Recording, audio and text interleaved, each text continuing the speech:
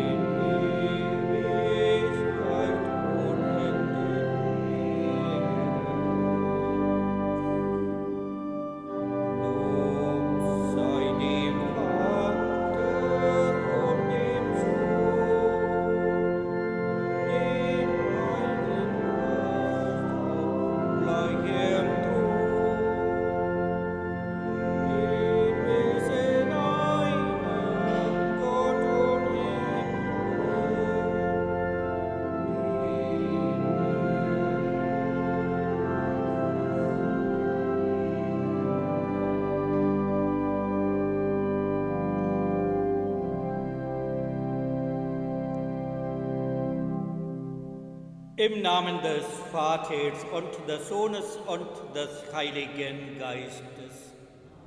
Die Gnade unseres Herrn Jesus Christus, die Liebe Gottes des Vaters und die Gemeinschaft des Heiligen Geistes sei mit euch.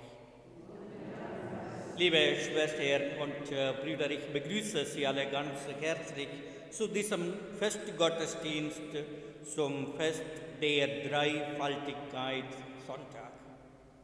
Wir sind wieder alle zusammengekommen und feiern wir gemeinsam und danken wir Gott für alles, was er uns getan hat. Außerdem gedenken wir auch heute unsere Toten aus unserer Familie, aus unserer Bekanntschaft und Verwandtschaft. Den Sonntag nach Pfingsten feiern die Christen weltweit als Fest der heiligsten Dreifaltigkeit bzw. Dreieinigkeit. Und dabei geht es um das christliche Gottesbild, das sich vom Gottesbild anderer Religionen grundlegend unterscheidet. Und wir glauben an einen Gott in 3 Personen. Und diese Glaubensformel bringt uns zum Ausdruck, dass wir Gott nicht einfach begreifen können. Im Laufe der Geschichte hat er sich in unterschiedlicher Weise den Menschen gezeigt oder offenbart. Dennoch verehren wir nur einen einzigen und einzigartigen Gott. Und dieses Fest feiern wir heute mit allen Christen weltweit. Wissen wir auch, wir leben noch in der Corona-Zeit. Corona-Regeln gelten hier in der Kirche, aber auch überall, wo wir in dieser Zeit, überall in die Welt kann man auch finden. Und auch in der Kirche ganz ernst nehmen wir auch. Und bin ich auch, mir auch gesagt worden, ihr solltet auch in der Kirche ordnungsmäßig Gottesdienste zu feiern. Das bedeutet ein Haushalt, eine Stelle. Mehr nicht, wenn 2 Familien, egal ob Geschwister, ne, in die verschiedenen Haushalten wohnen, wenn sie zusammenkommen und in die Kirche, sie sind 2 Haushalte. So ist das Regel. Wenn etwas anderes passiert, dann bin ich im Gefängnis. Ne? So ist das. Ne? Aber ich sage so einmal. Und das ist auch, liebe Schwestern und Brüder, wir alle sagen, wir wollen auch dieses ernst nehmen und wir wollen auch unsere Gesundheit, unsere Menschen schützen. Und deswegen machen wir alles diese. Schön, auf jeden Fall, Sie sind auch hier und lasst uns gemeinsam Gott loben und preisen. Und rufen wir ihn in Kyrie und bitten wir um sein Erbarmen. Herr, erbarme dich. Christus, erbarme dich. Herr, erbarme dich. Der allmächtige Gott erbarme sich unser, er lasse uns die Sünden nach und führe uns zum ewigen Leben. 171.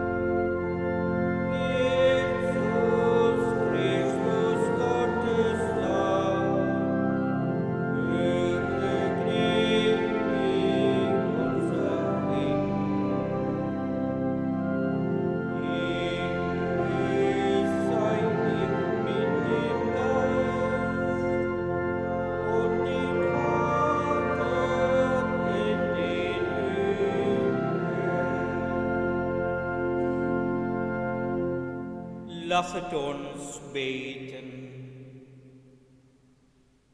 Allmächtiger, ewiger Gott, du hast dein Wort und deinen Geist in die Welt gesandt, um das Geheimnis des göttlichen Lebens zu offenbaren. Gib, dass wir in wahren Glauben die Größe der göttlichen Dreifaltigkeit bekennen und die Einheit der 3 Personen in ihrem machtvollen Wirken verehren. Darum bitten wir durch Jesus Christus, deinen Sohn, unseren Herrn und Gott, der in der Einheit des Heiligen Geistes mit dir lebt und herrscht in alle Ewigkeit.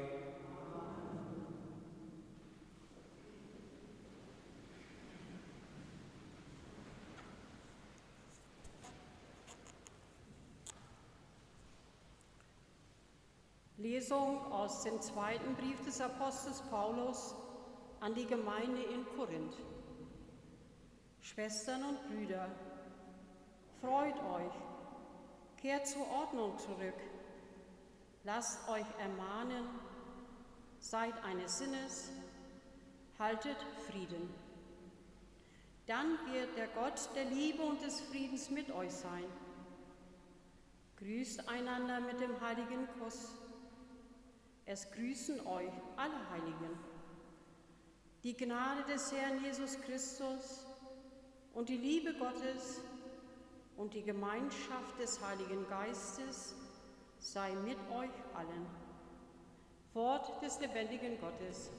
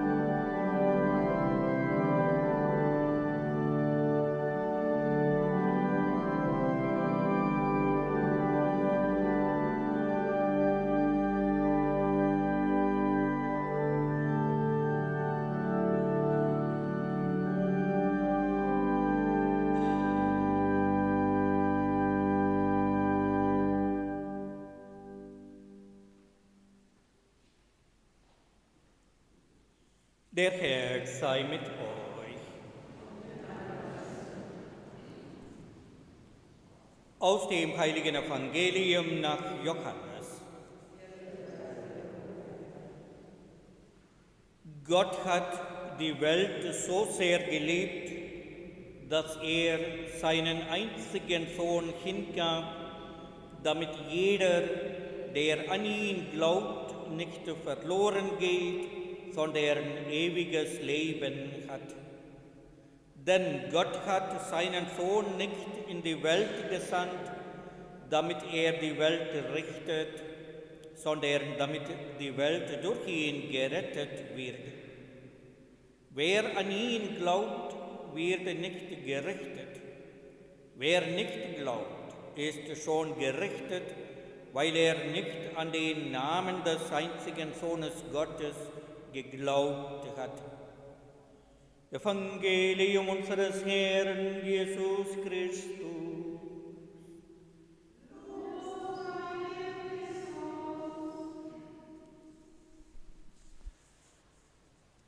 Liebe Schwestern und Brüder, liebe Kinder,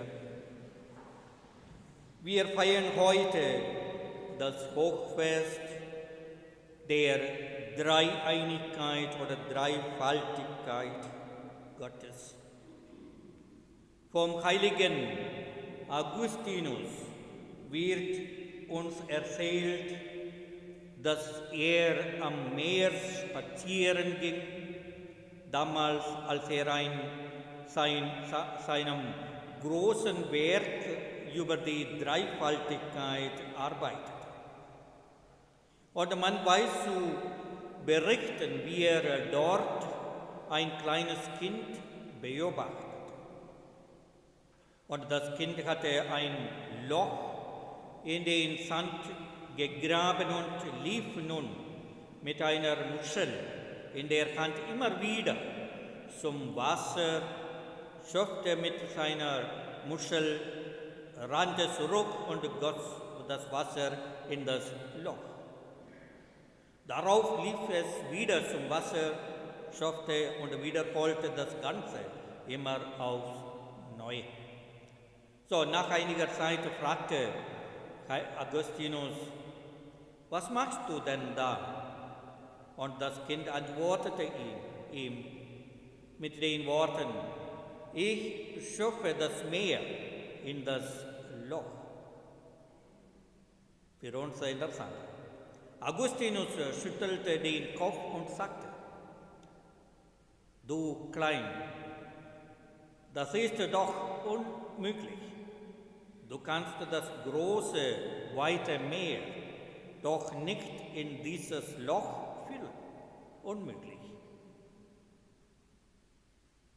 Aber du bildest dir ein, meinte daraufhin das Kind und blickte den großen Gelehrten durchdringend an, dass du das große Geheimnis der Dreifaltigkeit mit deinem Kopf erfassen kannst. Das ist nur eine Geschichte, eine wahre Geschichte, das weiß ich nicht. Aber liebe Schwestern und Brüder, hinter dieser Frage gibt es eine große Gedanke. Wer kann Gott in seinem Leben begreifen? Wer kann gegen Gott wehren? So, dieser Gedanke steht hinter dieser Frage. Wir feiern heute oder an diesem Wochenende den Dreifaltigkeit Sonntag. Der Sonntag, an dem wir den einen Gott in drei Personen, dem Vater, Sohn und Heiligen Geist, ehren. Ein Sonntag, an dem wir die Liebe Gottes erfahren dürfen. Jesus sagt uns im Johannes Evangelium, Gott hat die Welt so sehr geliebt, dass er seinen einzigen Sohn hingab. Bei seinem Abschied auf den Berg erteilt Jesus seinen Jüngern einen Sendungsauftrag. geht hinaus und macht alle Menschen zu Jüngern. Und dieser Auftrag der Liebe Gottes hat Gültigkeit für alle Gläubigen aller Seiten. Und von Generation zu Generationen Gottes Güte, Liebe und Barmherzigkeit an Menschen aller Rassen und Sprachen und aller Richtungen weiterzugeben und dieses Gebot der Liebe spürbar und erfahrbar zu machen für die Menschen in dieser Zeit. Gerade in dieser Corona-Zeit. Und jetzt erleben wir etwas Besonderes Zeit und Menschen brauchen unsere Hilfe. Viele Menschen sind krank und werden auch noch mehrere Menschen krank. Das wissen wir auch. Und die Menschen, die gesundheitlich fit sind, sie sind verantwortlich für andere. Sodass wir bilden eine Gemeinschaft und wir würden auch sagen, wir sind Kinder Gottes und wir überzeugen unseren Glauben durch unsere Liebe, gerade in dieser Zeit. In einer indischen Legende fragt ein Schüler seinen Lehrer, was muss ich tun, um Gott sehen zu können? Und der Lehrer antwortet, wenn du die Sterne sehen willst, so geh hinaus in die Nacht. Willst du die Vögel hören? So setze dich unter einem Baum. Wenn du aber Gott anschauen willst, so geh auf die Straße und schau die Menschen an.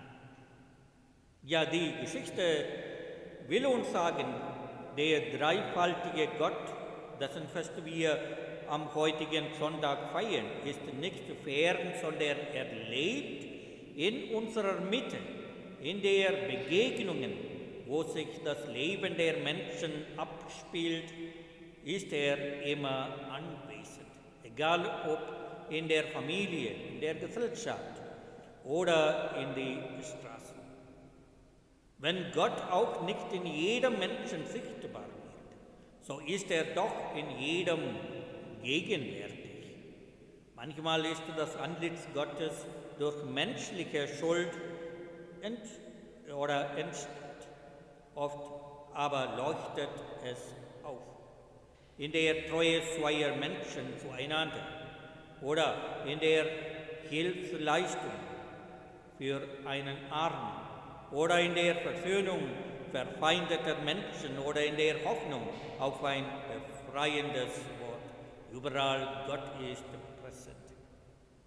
Ihn finden wir, das ist eine Herausforderung für uns, das ist auch unsere Aufgabe. Jesus sagt, ich bin bei euch alle Tage bis an das Ende der Welt. Und diese Zusage haben wir, und diese Zusage Gottes gilt es weiterzugeben. Und bekennen wir diese Dreifaltigkeit Gottes in unserem Glaubensbekenntnis. Wir sprechen gemeinsam das Glaubensbekenntnis.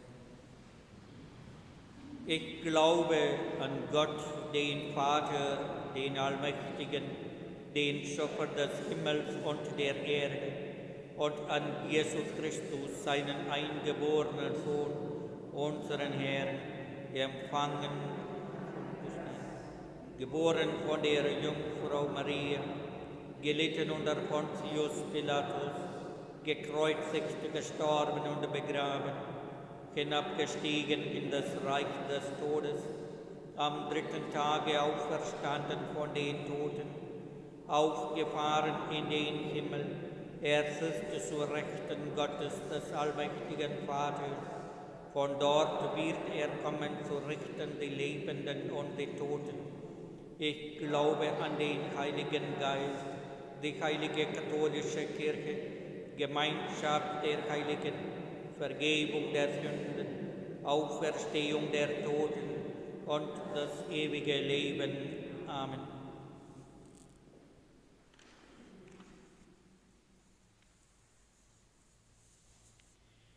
Herr, es ist nicht so leicht in Zeiten wie diesen, in denen uns so viel Einflüsse, Informationen oder Krankheiten von deinen Zeichen ablenken, deine Gegenwart zu erkennen. Deshalb wollen wir dich bitten und beten.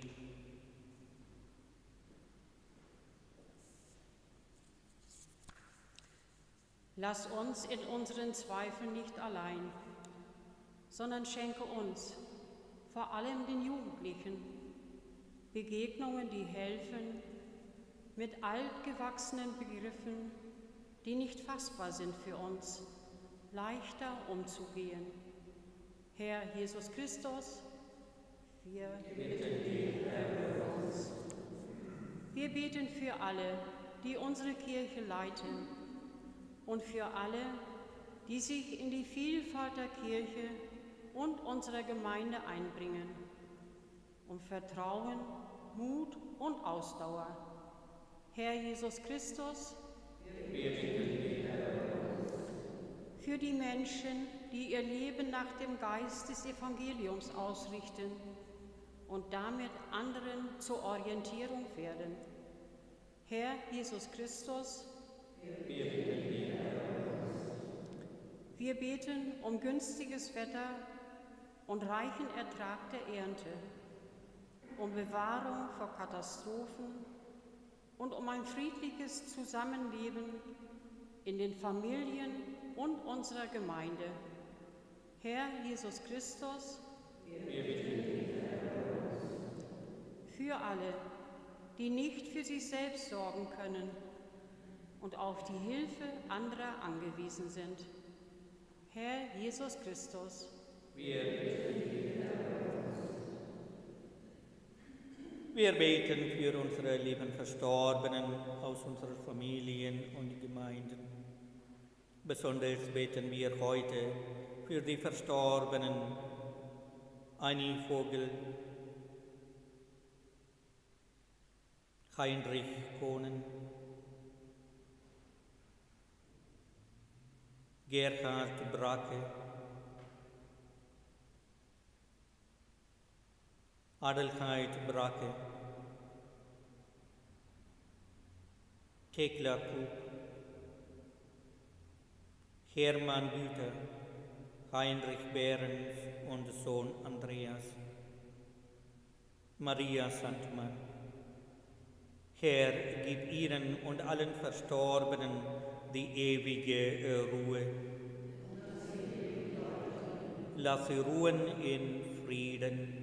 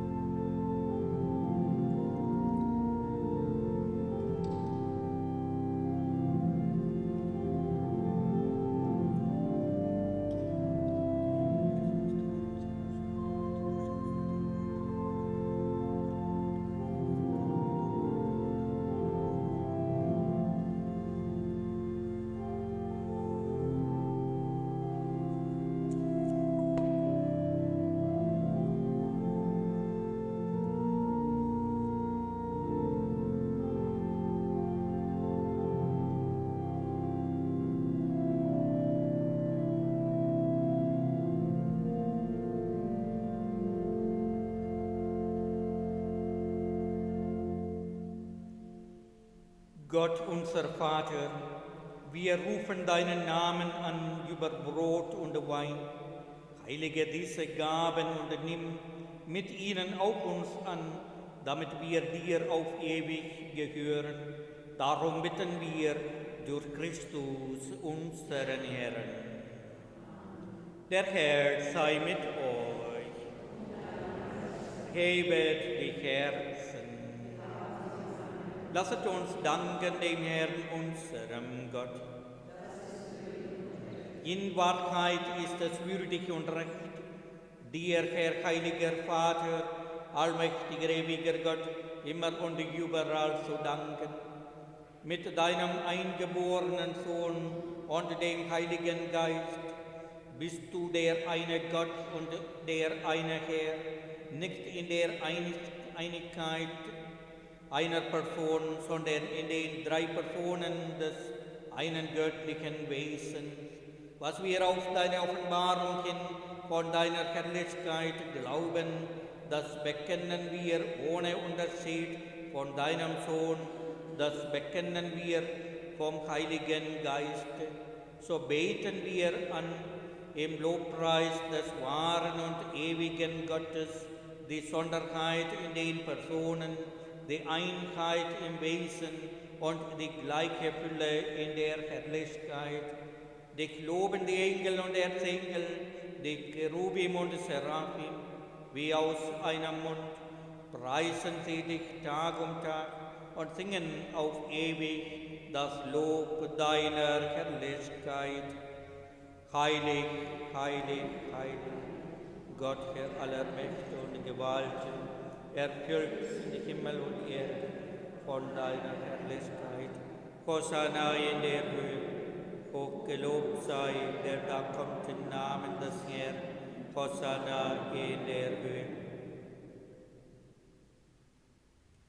Ja, du bist heilig, großer Gott. Du bist der Quell aller Heiligkeit. Darum kommen wir vor dein Angesicht und feiern in Gemeinschaft mit der ganzen Kirche den Hochfest der Dreifaltigkeit.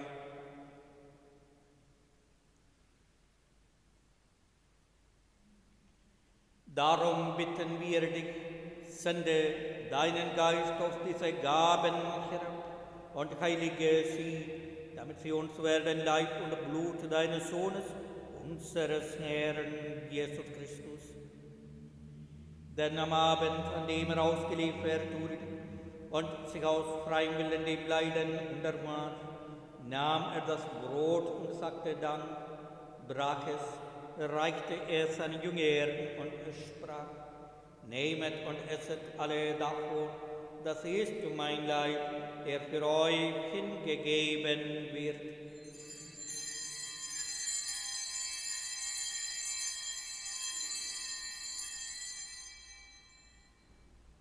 Ebenso nahm er nach dem Mahl den Kelch, dankte wiederum, reichte ihn seinen Jüngern und sprach: Nehmet und trinket alle daraus, das ist der Kelch des neuen und ewigen Bundes, mein Blut, das für euch und für alle vergossen wird, zur Vergebung der Sünden. Tut dies zu meinem Gedächtnis.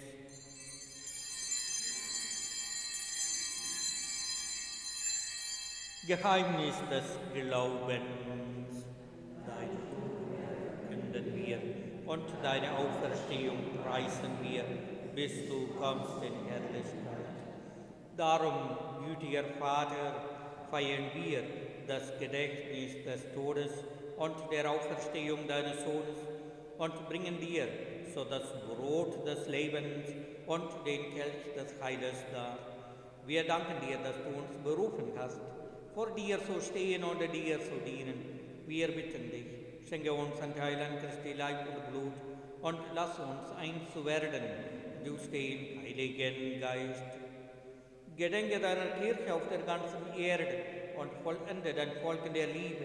Vereine mit unserem Papst Franziskus, unserem Bischof Franz Josef und allen Bischöfen, unseren Priestern und Diakonen und mit allen, die zum Dienst in der Kirche bestellt sind. Gedenke unserer Brüder und Schwestern, die entschlafen sind in der Hoffnung, dass sie auferstehen.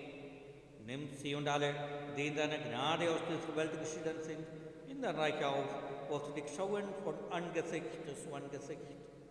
Vater, erbarme dich über uns alle, damit uns das ewige Leben zuteil wird, in der Gemeinschaft mit der seligen Jungfrau und Gottesmutter Maria, mit dem heiligen Josef, mit deinen Aposteln und mit allen, die bei der Gnade gefunden haben von Anbeginn der Welt, dass wir dich loben und preisen durch deinen Sohn, Jesus Christus.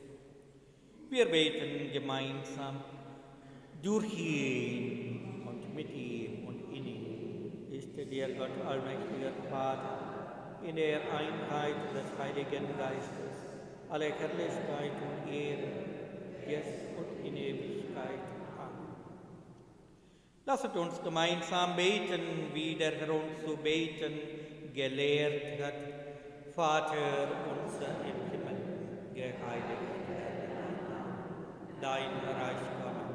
Dein Wille geschehe, wie im Himmel so auf Erden. Unser tägliches Brot gib uns heute und vergib uns unsere Schuld, wie auch wir vergeben unseren Schuldigen. Führe uns nicht in Versuchung, sondern erlöse uns. Erlöse uns, Herr allmächtiger Vater, von allem Bösen und gib Frieden in unseren Tagen. Komm uns zur Hilfe mit deinem Erbarmen und bewahre uns vor Verwirrung und Sünde, damit wir voll Zuversicht das Kommen unseres Erlösers Jesus Christus erwarten.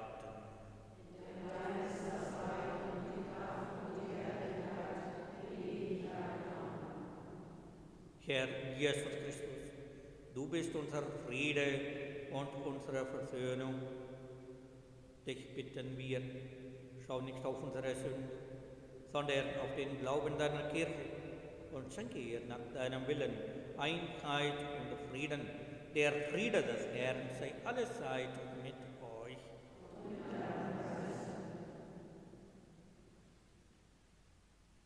Lamm Gottes,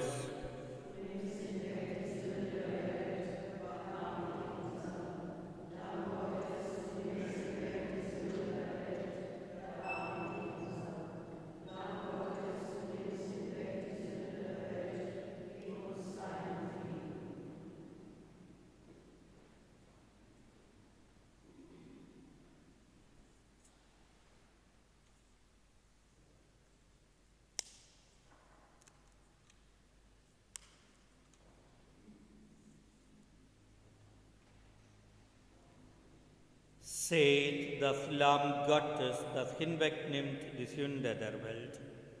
Herr, ich bin nicht würdig, dass du eingehst unter mein Dach, aber sprich mit meinem Wort, das ich. Wer von diesem Brot isst, wird in Ewigkeit leben.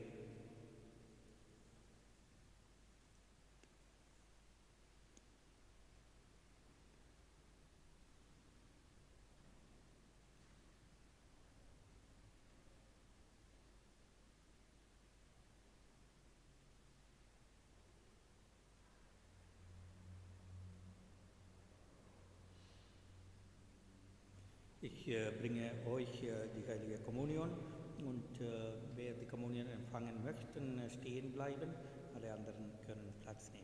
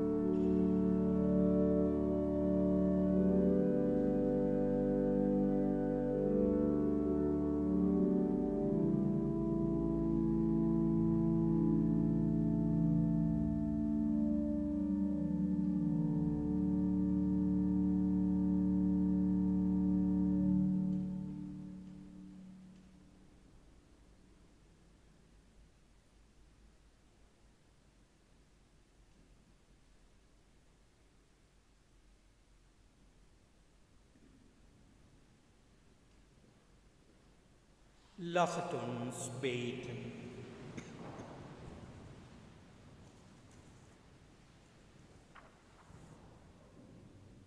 Allmächtiger, ewiger Gott, wir haben den Leib und das Blut deines Sohnes empfangen. Erhalte uns durch dieses Sakrament in wahrem Glauben und im Bekenntnis des einen Gottes in 3 Personen. Darum bitten wir durch Christus, unseren Herrn. Der Herr sei mit euch. Es segne und behüte euch der allmächtige Gott, der Vater und der Sohn und der Heilige Geist. Ich wünsche Ihnen allen einen gesegneten Feiertag, aber auch ein nettes Wochenende und auch ein Hinweis für Sie, wenn Sie nach draußen gehen, die Türen sind alle auf und auch diese Corona-Regel 1,5 Meter oder 2 Meter immer Distanz halten, ja, von diesem Maße. Sonst alles Gute und Gottes Segen. Geht hin in Frieden. Zum Schluss singen wir 380.